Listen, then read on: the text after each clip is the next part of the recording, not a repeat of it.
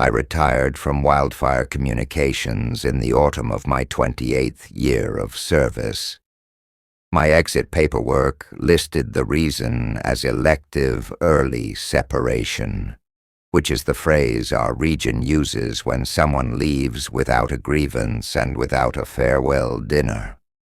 I signed the forms in a district office 200 miles from the coordination center where I had spent most of my career, and the human resources officer who processed me did not ask why I had chosen to drive that far to hand in a stack of documents I could have mailed. I think she already knew. I think everyone in that office already knew, in the way that people at a certain level of the agency simply know things without ever having been told them. What follows is the case that ended my career. I am writing it down because I am now old enough that the standing instructions issued to me 20 years ago feel less like a professional obligation and more like a debt I owe to the next person who notices what I noticed. I am not naming the region. I am not naming the coordination center. I am changing the station identifier only slightly because the real identifier is still in active nightly use, and I do not wish to be the reason a young dispatcher goes looking. Everything else in this account is accurate to the best of my recollection, and to the notes I preserved against explicit instruction. I will call the station K31. The Wildfire Coordination Center, where I worked overnight, sat on the second floor of a low concrete building on the edge of a small forestry town. From the outside, it looked like a rural post office. From the inside, in the hours between midnight and dawn, it looked like the bridge of a modestly funded research vessel. 4 consoles faced a wall of screens. 2 screens carried the regional weather composite. 1 carried the lightning strike map. 2 carried the telemetry feed from the roughly 180 automated remote weather stations distributed across the forests, ridgelines, and river drainages of our jurisdiction. The remaining screens carried radio channel indicators, satellite fire detection overlays, and the shift log. The overnight desk was mine 4 nights a week. My title was Senior Wildfire Communications Specialist, which is a long way of saying that I was the person responsible for making sure the data was correct when the day shift arrived at 6 in the morning. I verified telemetry. I flagged sensor drift. I coordinated radio relays for the field technicians who worked odd hours in the summer. I ran the atmospheric models that produced the next day's fire danger forecast. I maintained the shift log. I made coffee. The nights were long and, for most of the year, uneventful. In fire season, they became complicated, but never chaotic.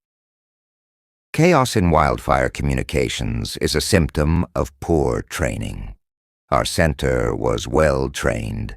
We had a saying, printed on a laminated card taped above the primary console: the data does not lie, but it does not always know what it is telling you.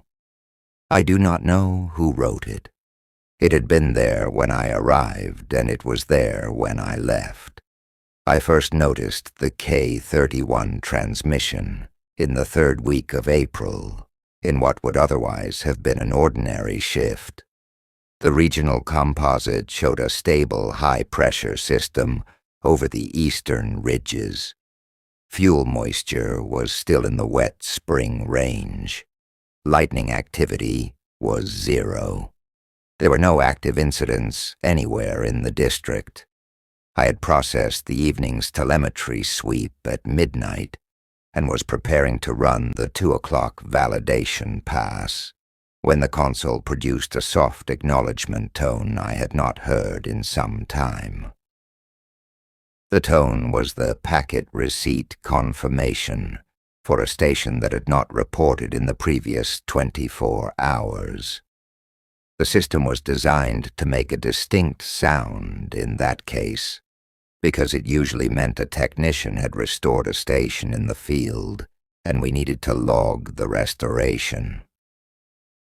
The screen showed a fresh telemetry packet from Asset K-31. The timestamp read 02-17-04. I remember looking at the identifier for several seconds without understanding what I was seeing. K-31 was not on the active roster. K-31 was one of the entries we referred to informally as a legacy identifier, meaning it belonged to a station that had once been operational but was no longer part of the network. Legacy identifiers were retained in the database for archival continuity. They were not supposed to receive packets. They were not supposed to be capable of receiving packets. The receiving software did not, in principle, accept transmissions from an identifier flagged as retired. I opened the packet. The formatting was correct. Temperature 61.4 degrees Fahrenheit. Relative humidity 48%. Wind speed 6 miles per hour from the west-southwest. Fuel moisture index 17. Atmospheric pressure 30.11 inches. Lightning probability negligible. Fire spread projection negligible. Every field populated. Every checksum valid. The internal validation flag read packet integrity confirmed. I checked the source coordinates. They matched the historical coordinates for K-31, which sat on a ridge in the northeastern quadrant of the district, along a spur road that had been closed to vehicle traffic since I had been a junior dispatcher. I opened the asset history for the identifier. The record was brief. K-31 had been commissioned in the early 90s. It had operated for approximately 11 years. In the 12th year, a spring landslide had taken out the last 2 miles of the access road, and the following autumn a lightning-ignited wildfire had moved through the ridge and destroyed the tower, the mast, the solar panels, and the enclosure housing the telemetry equipment. The station had been formally decommissioned the following spring. Insurance claim closed. Salvage report filed. Asset removed from the maintenance rotation. Access road classified as impassable. No scheduled restoration. The asset had been physically non-existent for 19 years. I sat with the packet on the screen for perhaps 10 minutes. My first assumption was that another station had been misconfigured to transmit under the wrong identifier. This happens occasionally after a field technician swaps a radio module and forgets to update the station ID string. It is a nuisance, but it is not a mystery. I ran a signal strength trace on the received packet. The trace returned a bearing consistent with the historical coordinates of K-31, not consistent with a nearby active station transmitting the wrong ID, consistent with the specific ridge where K-31 had once stood. My second assumption was that a hobbyist with amateur radio equipment had cloned the station's identifier and was transmitting synthetic weather data as some kind of prank. This assumption did not survive the second glance at the packet, because the packet was encoded in the proprietary telemetry format we used internally. That format was not published. It was not distributed to contractors. A civilian would have needed access to the network's internal specifications to produce a valid packet, and even then the checksum would have required knowledge of the rotating key schedule we updated quarterly. The packet on my screen had used the current key. My third assumption was that I was tired. I logged the anomaly in the shift notes under the standard code for unverified telemetry. Further review required. I attached the packet. I flagged the identifier. I moved on with the rest of the shift. At 6 in the morning, the day supervisor arrived, read the log, and told me, in a completely neutral voice, that she would take care of it. She did not ask any follow-up questions. She did not look at the screen. She logged into her account, opened the shift notes, and moved my flag from unverified to acknowledged. Then she asked me if I wanted the last of the coffee. I went home and slept until early afternoon and forgot about K31 for approximately 11 hours. The next night, at 02:17:04, the console produced the soft acknowledgement tone again. I want to be careful here, because the temptation with a story like this is to compress the early weeks into a montage of dawning realization, and that is not how it happened. The early weeks were slow. They were, in fact, deliberately slow, because I am a methodical person and because the Coordination Center rewarded methodical people. I did not tell anyone what I was doing. I did not raise alarms. I gathered data. I confirmed, over the course of the first 2 weeks, that K31 transmitted a complete weather packet every night at 02:17, plus or minus 4 seconds. The consistency of the timing was itself an anomaly. Active stations in our network transmitted on a rolling schedule that included small randomizations to prevent packet collisions on the shared radio bands. K31 did not randomize. It arrived at the same time every night, in a slot that had been assigned to it when it was first commissioned, and that the network had never officially reassigned. I confirmed that the packets validated cleanly against the current key schedule. This meant that whatever was transmitting had access to keys that were rotated by our own internal systems. I do not have an explanation for that. I did not develop one. I confirmed that the reported values were internally consistent. The temperature, humidity, and pressure values were physically plausible for the elevation and season of the reported coordinates. The wind values were consistent with the prevailing patterns for that ridge. The fuel moisture readings tracked the general trend visible in nearby active stations, though with values slightly different in a way that suggested a genuinely distinct microclimate rather than a copy of a neighbor's data. That last observation was the one that changed my approach. If the packets had been identical to a nearby station's, I would have suspected a software fault, a ghost record left behind in some corner of the database that was echoing a real feed. But the values were not identical. They were similar in the way that 2 nearby weather stations are similar. They were different in the way that 2 nearby weather stations, separated by a ridge, are different. Whatever was generating the K31 packets was generating them from a distinct location, with its own microclimate. at the coordinates where the station had physically stood before it was destroyed. I began, in the third week, to correlate the K31 readings against the following day's regional weather. I did this initially out of curiosity. Weather stations report the conditions at their location at the moment of transmission.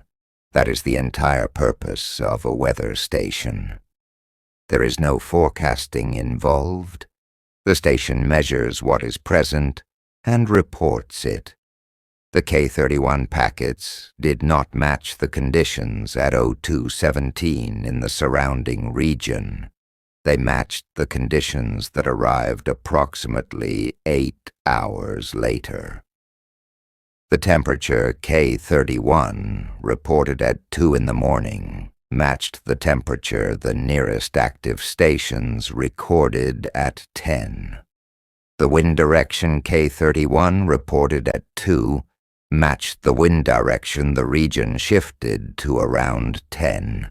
The fuel moisture K31 reported at 2 matched the fuel moisture the surrounding stations logged at 10. The lightning probability K31 reported at 2 matched the lightning probability the atmospheric model produced for 10, and then hours later matched what actually developed at 10. The station was not forecasting. Forecasts are probabilistic. Forecasts include ranges and confidences and are refined as new data arrives. K31's packets were formatted as observations. They contained the specific values that would be measured at that ridge 8 hours in the future. And they were correct.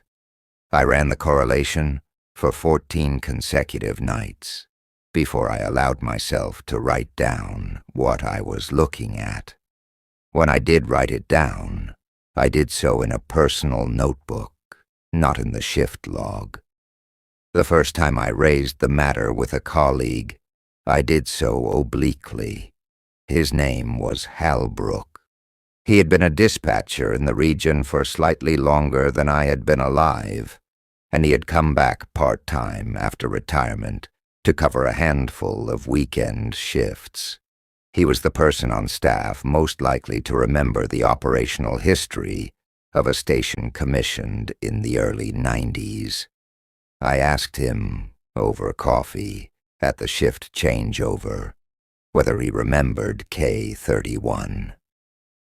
He did not answer for a moment.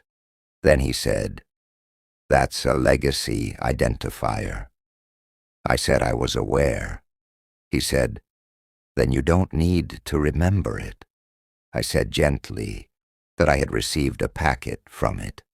He looked at me for a long, slow interval, and then set his coffee down on the counter with the care of a man setting down something breakable. He said, "You logged it under unverified telemetry. Further review required." I confirmed that I had. He nodded once. He said, "Keep logging it that way. Don't escalate. Don't change the flag. Don't correlate it against anything. If the day supervisor asks, tell her the identifier keeps producing false receipts, and you're not sure why. That's the language. False receipts. Not transmissions. Not packets. False receipts." I asked him what would happen if I did escalate. He said, "You'll be asked whether you're willing to attend a briefing at the regional office. If you say yes, you'll go. If you say no, they'll accept your no. Either answer will change your career.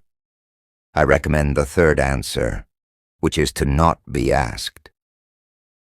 I asked him whether he had ever attended that briefing. He said, "I logged mine as false receipts for 19 years.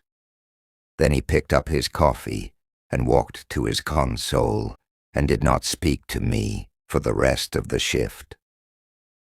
I would like to say that I took Halbrook's advice. In some ways, I did. I did not escalate through the ordinary channels. I did not raise K-31 in the weekly operations meeting. I did not include the correlation data in any report that would be read by anyone outside the overnight rotation. I continued logging the nightly reception under the phrase, false receipt, identifier retained in archive, exactly as Halbrook had instructed. But I did not stop investigating. Over the following weeks, I began, on my own time, to pull the physical records associated with K-31's decommissioning. Our coordination center maintained a records room in the basement, cataloged by asset number and year. The K-31 file was in a box on a low shelf near the back, alongside the decommissioning files of about a dozen other stations from the same era. The box was dusty in a way that suggested nobody had opened it in some time. The file itself was thinner than I expected. It contained the original commissioning paperwork, a decade of maintenance summaries, the landslide report that had closed the access road, the wildfire damage assessment, the salvage report, and the insurance settlement. There were photographs taken during the salvage visit of the ridge after the fire. They showed the concrete pad where the mast had stood, cracked and blackened. They showed the melted remnants of the solar array. They showed a collapsed steel lattice that had been the tower. They showed, in one image, a technician standing next to a wheelbarrow containing the recovered telemetry enclosure, which was warped and charred and clearly beyond restoration. There was one document I did not expect.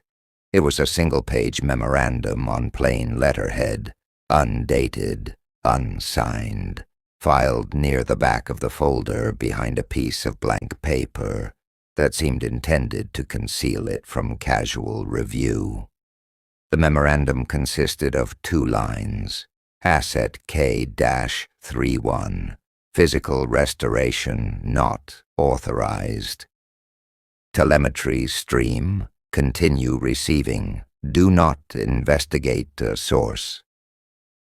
The letterhead identified the issuing body as the Remote Observation Integrity Office. I had worked in wildfire communications for over 2 decades. I had never heard of the Remote Observation Integrity Office. I photographed the memorandum with my personal phone. I returned the file to the shelf. I went upstairs and finished my shift. I want to describe what happened next carefully, because it is the point at which the investigation stopped being a technical exercise and became something else.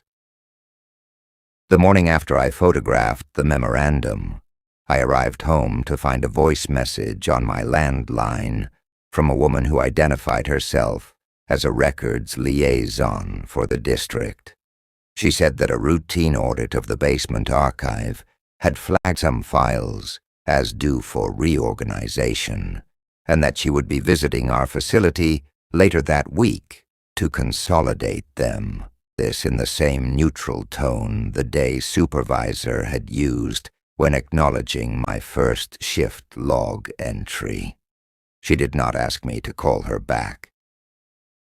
3 days later, I went down to the records room during my dinner break. The K-31 file was gone. So was the box that had contained it. So were the boxes on either side.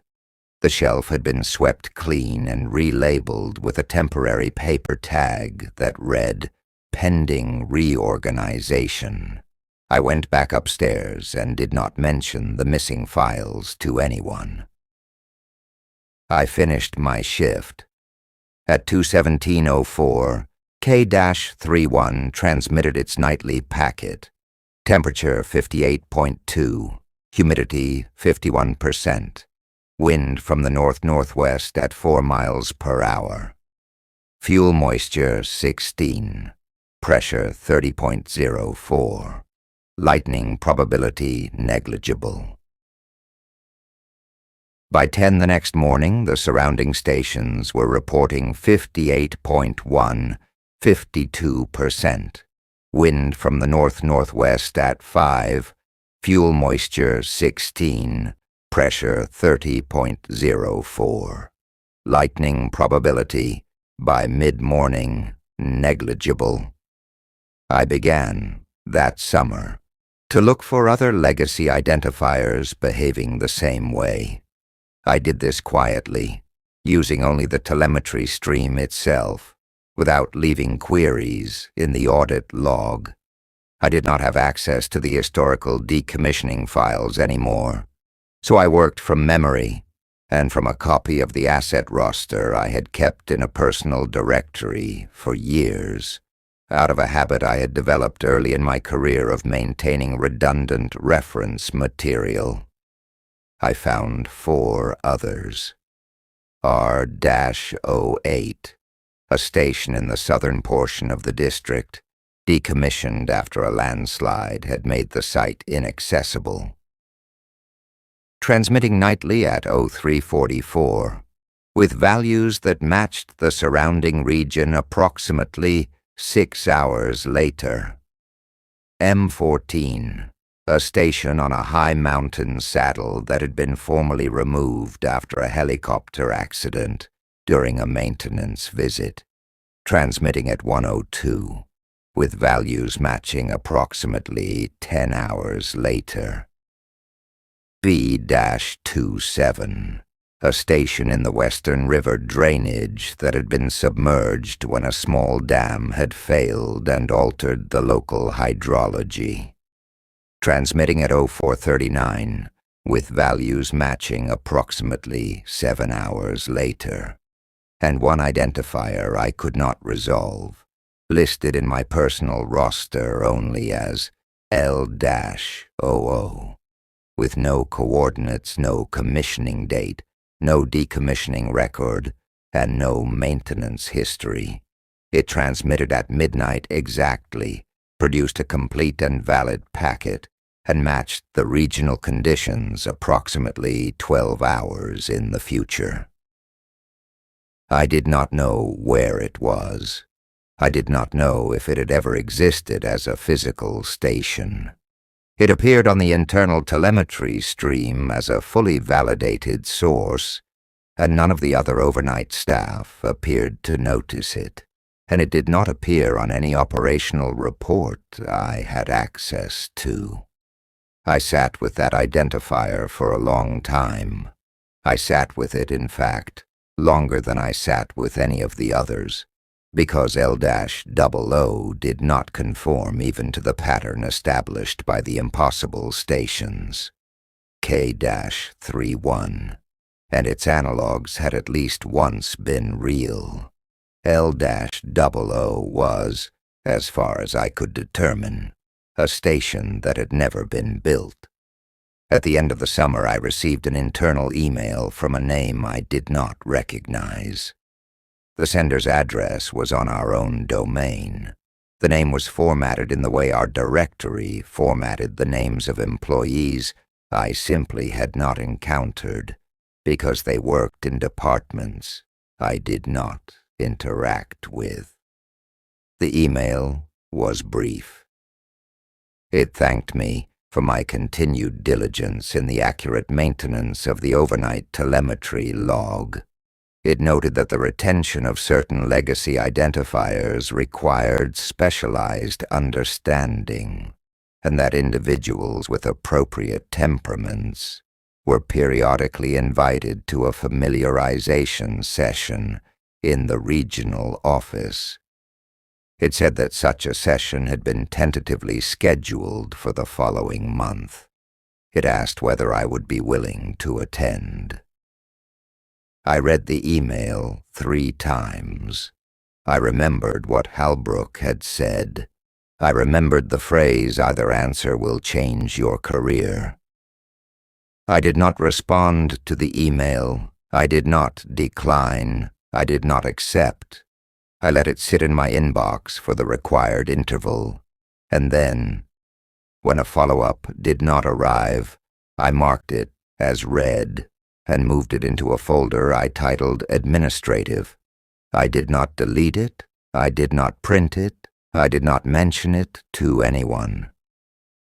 3 weeks later, I was informed that my rotation was being adjusted for the coming fiscal year.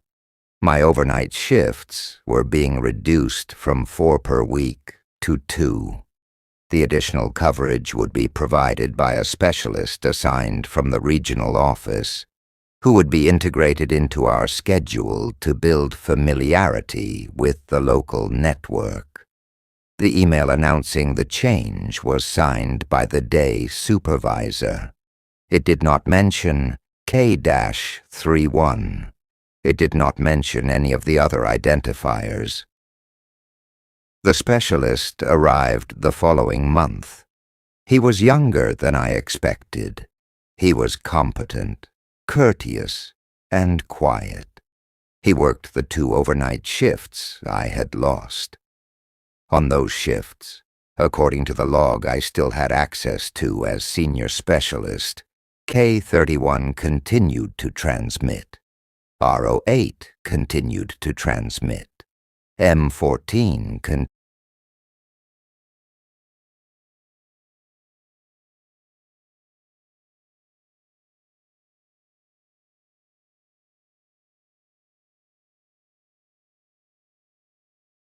arrived the following month. He was younger than I expected. He was competent, courteous, and quiet. He worked the 2 overnight shifts I had lost. On those shifts, according to the log I still had access to as senior specialist, K-31 continued to transmit. R-08 continued to transmit. M-14 continued to transmit. B-27 continued to transmit. And LOO continued to transmit. Each was logged under the same phrase Halbrook had taught me, which the specialist had evidently already been taught elsewhere. False receipt. Identifier retained in archive. I understood then that I had not been dismissed. I had been quietly narrowed. I stayed for another 8 years. I did not investigate further. I stopped correlating the K-31 packets against the following day's conditions, because I had verified the correlation enough times to know it was stable, and because continuing to verify it was a form of provocation. I logged the nightly receipts. I completed my shifts. I trained 2 new junior dispatchers, both of whom eventually noticed K-31 on their own, and both of whom I taught to log the phrase false receipt without further comment, in exactly the tone Halbrook had used with me. One of them accepted the guidance without question. The other, I later learned, was invited to a familiarization session in the regional office and did not return to overnight work. She now holds a position in what our directory lists as the Environmental Continuity Directorate. I have not spoken with her since. I retired, as I said, in the autumn of my 28th year. I did not attend a farewell dinner because I was not offered one, and I did not request one because I understood the reason. My final shift was uneventful. K-31 transmitted at 02:17:04, as it always had. Temperature 41.3, humidity 63%, wind from the west at 8 miles per hour, fuel moisture 22, pressure 29.91, lightning probability negligible. I logged the receipt. I initialed the shift log. I turned my badge in at the front desk. I drove home. For several years after my retirement, I did not think about K-31 as often as I had expected. The mind's capacity for accommodating a persistent impossibility is greater than most people realize. I worked in a small shop repairing radios. I visited my sister. I read. In the fire seasons, I watched the local news the way anyone watches the local news, with concern for the crews on the ground and a passive interest in the acreage figures, and I did not dwell on the coordination center. Then, 6 years after my retirement, one of the junior dispatchers I had trained forwarded me a document.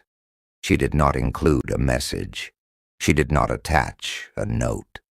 The email contained only a scanned copy of a single nightly operations summary from our old coordination center, dated the previous week, marked with the internal distribution code for senior overnight staff. She had been careful. She had redacted her name from the routing header. She had used a personal email address I did not recognize until I saw her initials in the signature block. She had sent it, I understood, at some risk to herself. I read the operations summary carefully. Most of it was routine. Fire danger low across the district. 6 active stations reporting minor sensor drift. 2 field technicians deployed for scheduled maintenance. Radio relay checks nominal. At the bottom of the summary, beneath the forecast data and above the shift signature line, was a section I did not remember from my own time on the desk. It was titled Continuity Observation Sources. It listed 5 identifiers. K-31, data verified. R-08, data verified. M-14, data verified. B-27, data verified. L-00, data verified. Beneath the list was a single line of text in a smaller font. Observation status, active beyond physical sight.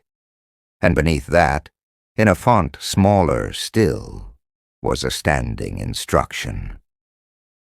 The date of issue was more than 40 years ago, older than the coordination center itself, older than the network of stations it described, older than the wildfires that had destroyed most of the assets on that list. It read, "Continue receiving. Do not attempt restoration." I read the instructions several times. I read the list of identifiers several times. I noticed that L-00 was among them, verified and standing, and I understood, in a way I had not permitted myself to understand while I was still employed, that L-00 had never needed to be built, that the network I had spent my career maintaining had been designed from its earliest specifications to receive from sources that did not physically exist, that the towers we had constructed on the ridges and the solar arrays we had installed and the telemetry enclosures we had bolted to concrete pads had been built to catch up to a set of observations that were already in progress, that the destroyed stations had not begun transmitting after their destruction. They had simply continued. I have thought about that possibility for a long time now. I have thought about it long enough that it no longer produces the reaction it once did.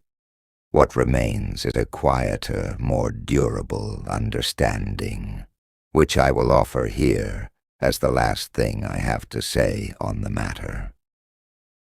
Somewhere on a ridge in the northeastern quadrant of a district I will not name, there is a cracked concrete pad and the melted remains of a solar array and a collapsed steel lattice that used to be a tower.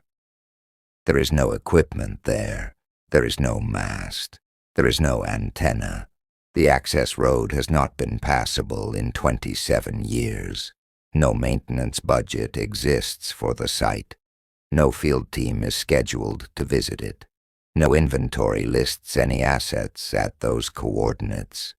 Every night, at 17 minutes past 2 in the morning, the Ridge reports the weather it will have at 10.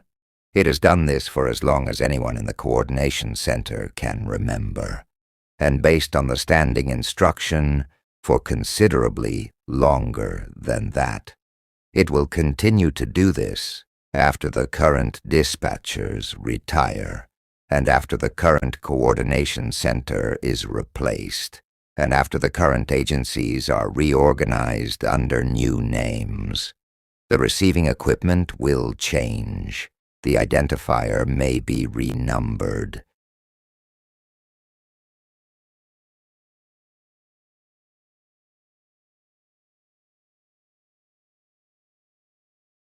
After the current agencies are reorganized under new names. The receiving equipment will change. The identifier may be renumbered. The overnight staff will be new. The observation will not stop. If you ever drive past a fire tower on a lonely ridge in fire country, and the lights inside are on, and the antenna is turning, and the road up to it looks maintained, understand that the tower is doing its job. It is listening. It is receiving. It is logging the reports that arrive at whatever hour they always arrive. From whatever coordinates the reports have always come from, in whatever format the network has agreed to accept.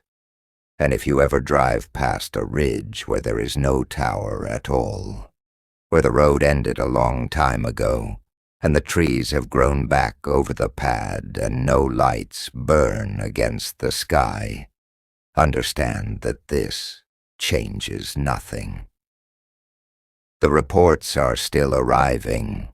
Somewhere, in a low concrete building on the edge of a small forestry town, an overnight dispatcher is logging them under a phrase she was taught by someone who was taught by someone who was taught by me. False receipt, identifier retained in archive. The weather at that ridge, 8 hours from now, will be exactly what the report says it will be. It always has been.